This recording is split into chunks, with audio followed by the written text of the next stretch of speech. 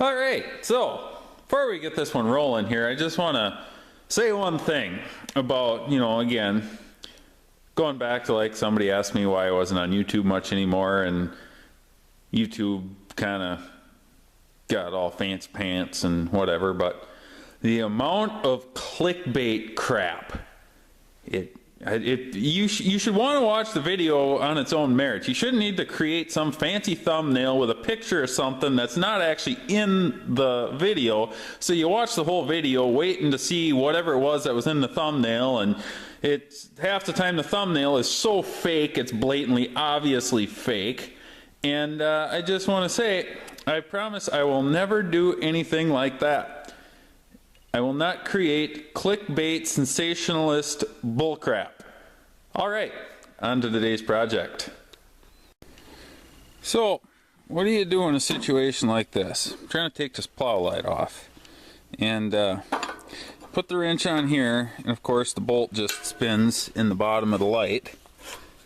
And so how does the guy take this apart without wrecking anything? Well, I'll show you how. First thing you're going to want to do is get a thread chaser or a die. It's the right thread. You're going to run it up on the bolt as far as you can get it, right up tight to this nut. So I'm going to do that. Okay, so I took the wrench and I worked the thread chaser all the way up to the nut I'm trying to get off. So you clean up as much of the thread as you can. Get yourself an ordinary nut. It's the right thread. Cut it in half. So that way you can take your locking pliers, not to use a brand name because technically Vice Grip's a brand name. You're going to take this nut and at the bottom put it each half back on and then pinch it with your vice grip so that way you can hold the thread without wrecking the thread.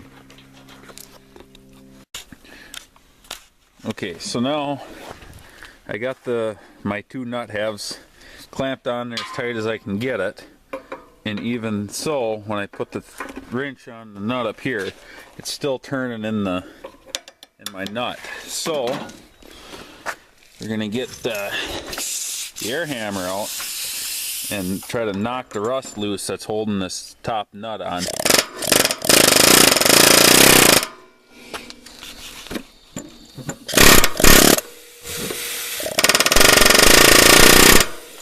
Very difficult to do one-handed, so I'm going to put the camera down. Okay, so now I use the air hammer, and when you're vibrating a nut, you kind of want to do it towards the edge of one of the nuts, so that way it's turning it, to loosen it while you're vibrating it. And air hammers are very good for breaking the rust loose, and I did just that, and I broke the rust loose. So now I can actually turn this nut that was stuck before on there. So now we can try to take it off, but I'll probably only get a little bit of turning out of it, and it'll get tight again on rust. Well, then I'll just take the air hammer and vibrate it a little bit more, and she should come off. Alright, well, I didn't have to do any more vibrating.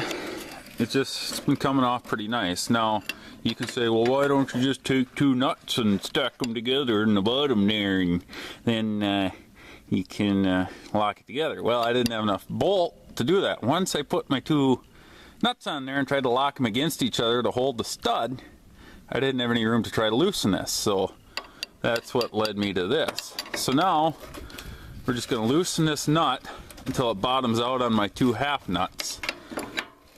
And then hopefully when that happens, I'll just be able to take it off normal. Otherwise, hopefully I can maybe move my two half nuts to the top side of there and hold it again. Okay, so I got her is all the way down to my half nut. So we're gonna snap the old vice grips off like so, and take the half nut off.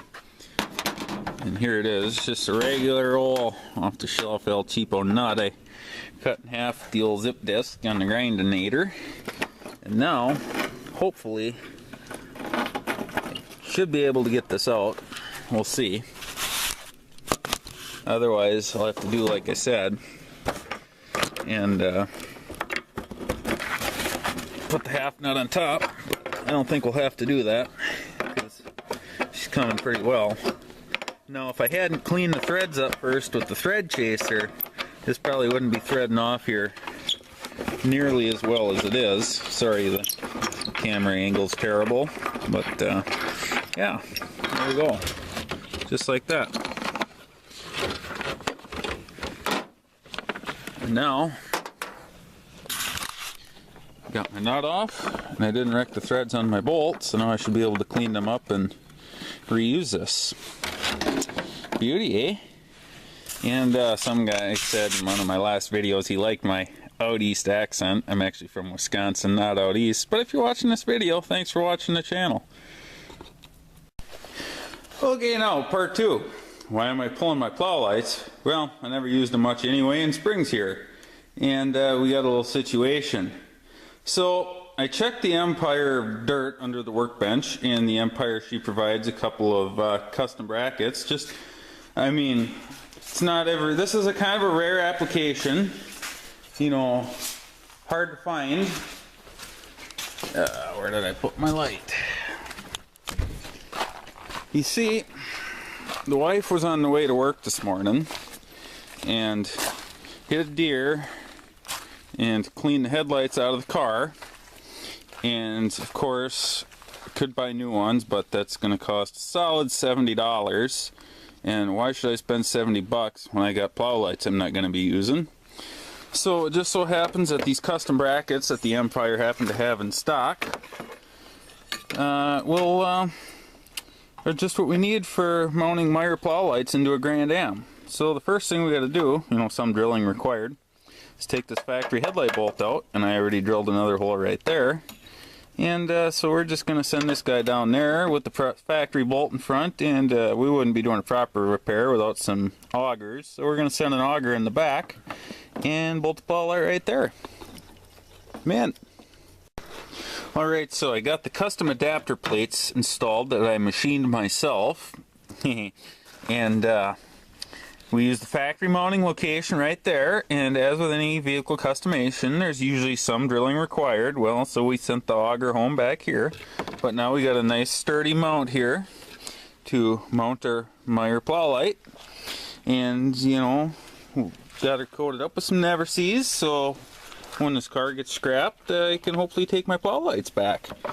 You know, you can get all bent out of shape that this isn't a proper repair, but you see, you gotta understand, when I get a vehicle, it's like a terminal cancer patient. You know, it's gonna die. It's well on its way to being dead. But you just gotta, you know, ride out its last, you know, last time on Earth, per se. And, you know, make the best of it. So, yeah. In the interests of resale here, just in case the guy ever wants to put this back to stock, I'm gonna not cut the headlight plug off. I'm gonna take the wires from my plow light and I'm gonna shove them in there.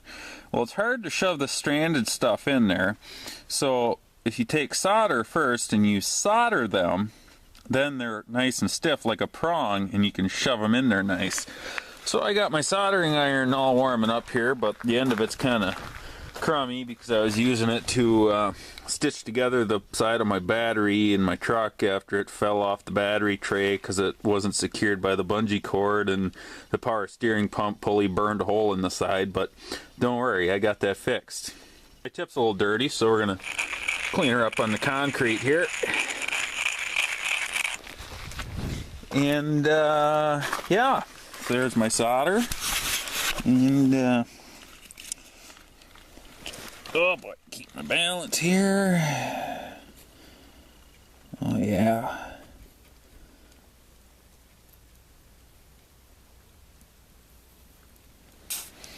Beauty. Now, while that cools, let's set this down over here. No redneck wiring job would be complete without some wire nuts. And the trick is here, you gotta, once you twist your wires together, you gotta get some grease. You gotta grease that connection to keep the corrosion out. Then you send the old wire nut home on it. Then she'll be prime. And do I get dielectric grease? Nah, it's the same stuff I pump in the Zerks, everything else around here. Grease is grease, right? But hey, don't worry. I poured the cabbage into a roll of genuine electric tape of the Scottish nature that we're going to seal all this up with, so she's going to be good as GM ever built her. And I mean, I'm not fancy like they are down at the Mako, so I didn't paint those brackets, but I think she'll be mint.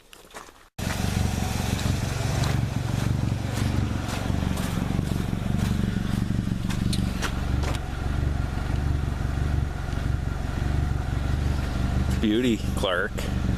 Better than it was, good enough for what it is. Alright, so I had to do some digging, but I managed to find out that you can get a patch panel for these plastic bumpers. So we augured her home to keep this from flapping in the breeze, and she is just solid as heck. Good as new.